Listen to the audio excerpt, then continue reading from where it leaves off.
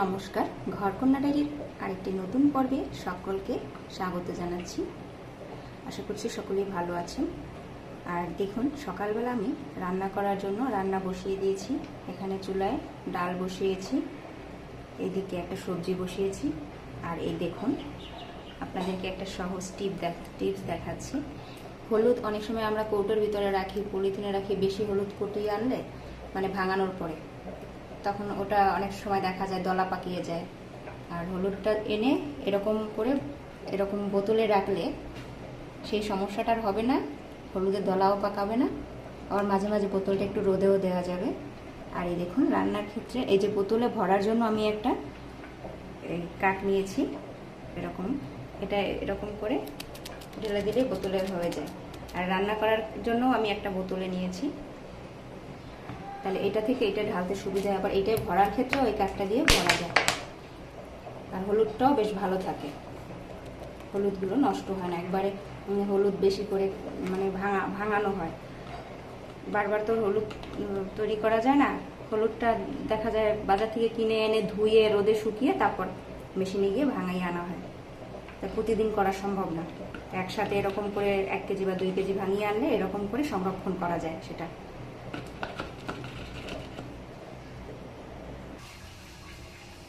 দেখুন, এইদিকে আমি ডাল রান্না করছি আমড়া দিয়ে।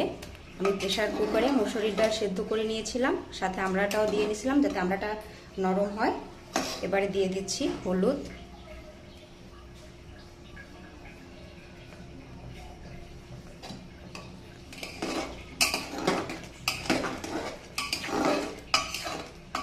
আর দিয়ে দেবো সিদ্ধ করার সময় আমি একটু লবণ দিয়েছিলাম, এখন জল দিয়েছি সেরকম পরিমাণ বুঝে আর একটু লবণ দিয়ে দিলাম।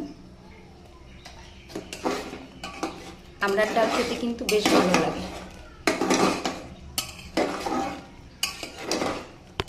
এই যে আমরা দিয়েছি। আর এখন তো একটু গরম পড়ে, গরমের সময় টক ডাল খেতে বেশ ভালোই লাগে। আর দেখুন, এই যে ডালে ফোড়ন করার জন্য আমি নিয়েছি একটু জিরে আর 2টো শুকনো লঙ্কা। এবার এটা হয়ে গেলে ডালের ভিতরে দিয়ে দেবো।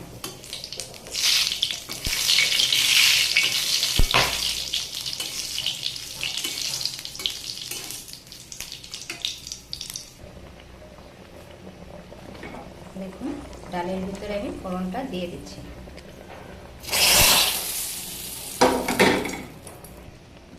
এবার ডালটাকে বেশ ভালো করে নেড়ে চেড়ে দেবো, ফোড়নটা যাতে পুরো ডালের সাথে মিশে যায়। পরে একটু ঢাকা দিয়ে রাখবো, তারপরে নামিয়ে নেব। আমার ডাল রান্না কিন্তু কমপ্লিট হয়ে গেল। এরকম আমড়া দিয়ে ডাল খেতে কারা কারা পছন্দ করেন অবশ্যই কমেন্ট করে জানাবেন। আর ভালো লাগলে চ্যানেলটি লাইক সাবস্ক্রাইব করে দিবেন। আপনারাও এভাবে আমড়া দিয়ে ডাল করে খাবেন। কম ঝাল মশলাযুক্ত খাবার। শুধু একটু জিরে ফোড়ন দিয়েছি। আর এদিকে কড়াই গরম করে কড়াইয়ে আর একটু তেল দিয়ে নিচ্ছি।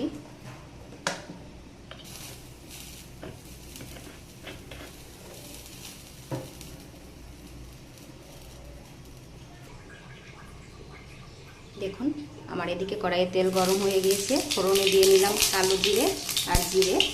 আর এইদিকে একটা সবজি আমি সিদ্ধ করে নিয়েছিলাম। এখানে হচ্ছে আলু, গাটি কচু, কাঁকরোল একটি, তারপরে ডাঁটা, 2টা পুঁই শাকের ডাঁটা একসাথে করে দিয়ে নিয়েছি। এটাকে এখন এই তেলের ভিতরে দিয়ে দেবো।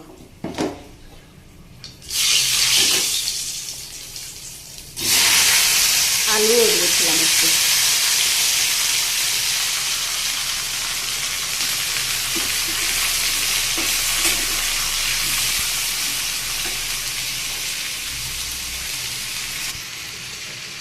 আর দেখুন, আমি সবজিটাতে একটু লবণ আর হলুদ দিয়ে দিয়েছি পরিমাণ মতো। এখন এটাকে নেড়ে চেড়ে মিশিয়ে নেব।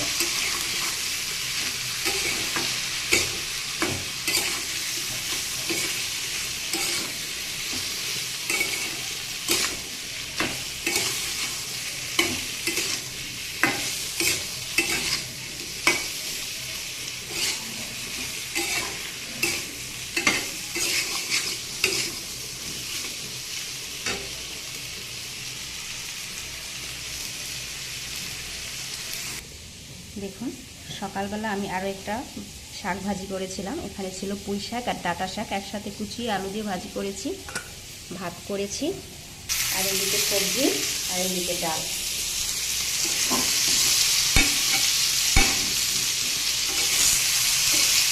কারা কারা এই ধরনের শাক সবজি ডাল খেতে পছন্দ করেন অবশ্যই কমেন্ট করে জানাবেন। এটাতে আমি হালকা জল দেবো, বেশি না। আর এদিকে দেখুন ডাল কিন্তু হয়ে গিয়েছে, ডালে আর জাল দেবো না। এখানে দুটো লঙ্কা দিয়েছি, কাঁচা লঙ্কা আস্ত। যারা ঝাল খেতে পারেন না তারা এরকম রান্না করে খাবেন, তাও কিন্তু স্বাদ লাগবে। এখানে কিন্তু এই ভাজাটা কিন্তু খুব ভালো করেই করতে হবে, তাইলে এটা স্বাদ হবে খেতে। আর সবজিটা যদি ভালো করে সিদ্ধ হয় তাহলে কিন্তু খেতে ভালো লাগে।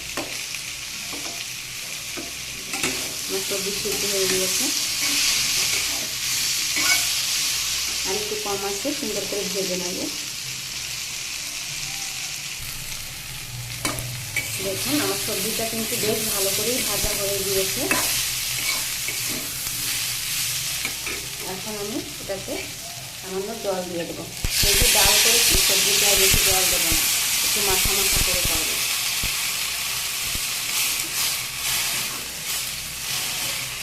ঘরে যা যা সবজি থাকে, দেখা যায় অনেক সময় একটা দুটো করে রোল একটা আলাদা করে করা যায় না, তা 2-3 আইটেম থাকলে এই একসাথে মিশিয়ে একটা সবজি করে নিলেই হলো। এই যে গাঁটি কচু, আলু, ডাঁটা, পুঁই শাকের ডাঁটা, কাঁকরোল একখানা।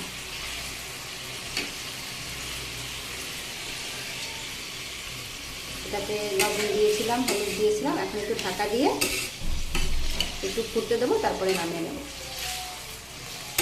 আমার এইরকম এই রান্নাগুলো কাদের ভালো লাগে, সকলের অবশ্য ভালো লাগবে না। যারা মাছ মাংস খেতে পছন্দ করে তাদের আবার অনেকেই আছে এরকম শাকসবজি অতটা পছন্দ নয়, কিন্তু অনেকে আছে আবার এরকম শাকসবজি খেতেও পছন্দ করে।